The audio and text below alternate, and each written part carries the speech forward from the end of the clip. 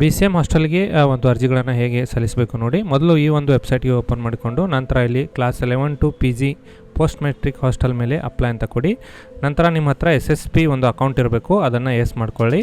ನಂತರ SSP ಅಕೌಂಟಿಂದ ನೀವು ಲಾಗಿನ್ ಮಾಡಬೇಕಾಗುತ್ತೆ. SSP ID ಮತ್ತು ಕೆಳಗೆ ಕಾಣುತ್ತಿರುವ ಒಂದು ಪಾಸ್ವರ್ಡ್ ಒಂದು ಪ್ಲೇಸ್ನಲ್ಲಿ ನಿಮ್ಮ SSP IDಯ ಒಂದು ಪಾಸ್ವರ್ಡನ್ನು ಇಲ್ಲಿ ಹಾಕಿ ನಂತರ ಕ್ಯಾಪ್ಚಾ ಹಾಕಿ ಲಾಗಿನ್ ಮಾಡ್ಕೋಬೇಕು.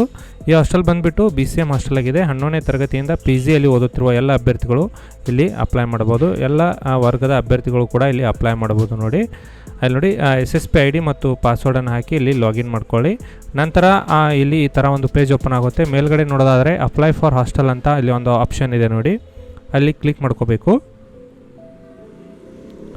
ಅಪ್ಲೈ ಮೇಲೆ ಹಾಸ್ಟೆಲ್ ಕ್ಲಿಕ್ ಮಾಡಿದ ತಕ್ಷಣ ತಾವು ಇಲ್ಲಿ ಪೋಸ್ಟ್ ಮೆಟ್ರಿಕನ್ನು ಸೆಲೆಕ್ಟ್ ಮಾಡಿ ನಂತರ ಚೆಕ್ ಮಾರ್ಕನ್ನು ಹಾಕಿ ಸಬ್ಮಿಟ್ ಅಂತ ಕೊಡಿ. ನಂತರ ಇಲ್ಲಿ ಅಪ್ಲೈ ಅಂತ 4 ಸ್ಟೆಪ್ಪಲ್ಲಿ ಅಪ್ಲೈ ಮಾಡಬೇಕು. ಫಸ್ಟು ಅಪ್ಲೈ ಅಂತ ಕೊಡಿ.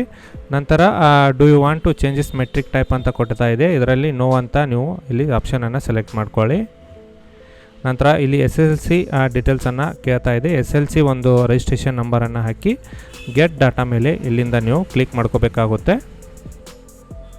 SSLC ಒಂದು ರಿಜಿಸ್ಟರ್ ನಂಬರನ್ನು ಸರಿಯಾಗಿ ಫಿಲಪ್ ಮಾಡ್ಕೊಳ್ಳಿ. ನಂತರ ಸೇವ್ SSLC ಡೀಟೇಲ್ಸ್ ಅಂತ ಕೊಡಿ.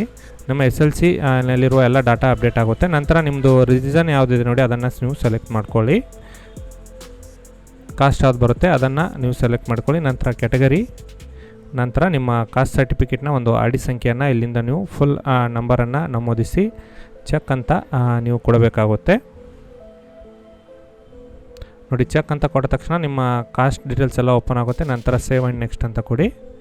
ಅದಾದ ನಂತರ ಇಲ್ಲಿ ಕೆಳಗಡೆ ಈ ಥರ ಒಂದು ಫೋಟೋ ಮತ್ತು ಅಡ್ರೆಸ್ಸನ್ನು ಟೈಪ್ ಮಾಡ್ಕೋಬೇಕು. ಇಲ್ಲಿ ನೀವು ಇಮೇಲ್ ID ಮತ್ತು ನಿಮ್ಮ ಡಿಸ್ಟಿಕ್ಕು, ಹೋಮ್ ಟೌನು, ತಾಲೂಕು ಯಾವುದಿದೆ ನೋಡಿ ಅಡ್ರೆಸ್ ಸರಿಯಾಗಿ ಫಿಲಪ್ ಮಾಡ್ಕೊಳ್ತಾ ಹೋಗಿ ಒಂದೊಂದಾಗಿ. ಇಲ್ಲಿ ನೋಡಿ ಫಸ್ಟ್ಗೆ ನೀವು ಇಮೇಲ್ ಐಡಿಯನ್ನು ನಿಮ್ಮದು ಇಮೇಲ್ ID ಹಾಕಿ ನಂತರ ಡಿಸ್ಟಿಕನ್ನು ಸೆಲೆಕ್ಟ್ ಮಾಡ್ಕೊಳ್ಳಿ. ನಂತರ ನಿಮ್ಮದು ತಾಲೂಕನ್ನು ಸೆಲೆಕ್ಟ್ ಮಾಡ್ಕೊಳ್ಳಿ. ಅಸೆಂಬ್ಲಿ ಯಾವ್ದು ಬರುತ್ತೆ ನೋಡಿ ಅದನ್ನು ಸೆಲೆಕ್ಟ್ ಮಾಡಿ ಪಿನ್ ಕೋಡ್ ಹಾಕಿ ನಂತರ ನಿಮ್ಮ ಒಂದು ವಿಲೇಜ್ ಯಾವುದಿದೆ, ಸಿಟಿ ಯಾವುದಿದೆ ಅದನ್ನು ನೀವು ಮ್ಯಾನ್ಯುವಲ್ ಆಗಿ ಇಲ್ಲಿ ಟೈಪ್ ಮಾಡ್ಕೋಬೇಕು. ಇಲ್ಲಿ ನಂತರ ಇದನ್ನು ಎಸ್ ಮಾಡ್ಕೊಳ್ಳಿ. ಇಲ್ಲಿ ಒಂದು ವಿದ್ಯಾರ್ಥಿಯ ಫೋಟೋವನ್ನು ಅಪ್ಲೋಡ್ ಮಾಡ್ಕೋಬೇಕಾಗುತ್ತೆ. ಚೂಸ್ ಫೈಲ್ ಮೇಲೆ ಕ್ಲಿಕ್ ಮಾಡಿ ವಿದ್ಯಾರ್ಥಿ ಫೋಟೋವನ್ನು ಅಪ್ಲೋಡ್ ಮಾಡಿ. ನಂತರ ಪೇರೆಂಟ್ಸ್ನ ಒಂದು ಮೊಬೈಲ್ ನಂಬರ್ ಹಾಕಿ ಸೆಂಡ್ OTP ಅಂತ ಕೊಡಿ. ನಿಮ್ಮ ರಿಜಿಸ್ಟರ್ ನಂಬರ್ಗೆ ಒಂದು OTPಯನ್ನು ಇಲ್ಲಿ ಕಳಿಸಲಾಗುತ್ತೆ. 4 ಅಂಕೆ ಒಂದು OTPಯನ್ನು ಇಲ್ಲಿ ನೀವು ಫಿಲಪ್ ಮಾಡ್ಕೋಬೇಕಾಗುತ್ತೆ. ನೋಡಿ OTP ಇಲ್ಲಿ ಕೆಳಗಡೆ ನೋಡಿ OTP ಹಾಕಿ ಸೇವ್ ಪರ್ಸ್ನಲ್ ಡೀಟೇಲ್ಸ್ ಅಂತ ನೀವು ಇಲ್ಲಿಂದ ಕ್ಲಿಕ್ ಮಾಡ್ಕೋಬೇಕು.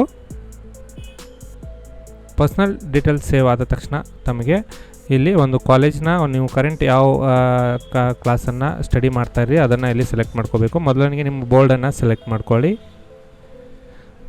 PUC ಆದಲ್ಲಿ ಒಂದು PUC ಅಂತ ಸೆಲೆಕ್ಟ್ ಮಾಡ್ಕೊಳ್ಳಿ, ಪ್ರಿ ಯೂನಿವರ್ಸಿಟಿ. ಅದಾದ ನಂತರ UG PG ಯಾವುದಿದೆ ನೋಡಿ ಅದನ್ನು ಸೆಲೆಕ್ಟ್ ಮಾಡ್ಕೊಳ್ಳಿ. ನಿಮ್ಮ ಹತ್ರ ರಿಜಿಸ್ಟರ್ ನಂಬರ್ ಇದ್ದರೆ ರಿಜಿಸ್ಟರ್ ನಂಬರ್ ಎಸ್ ಅಂತ ಕೊಡಿ, ಇಲ್ಲವಾಗಿದ್ದಲ್ಲಿ ನೋ ಅಂತ ಕೊಡಿ.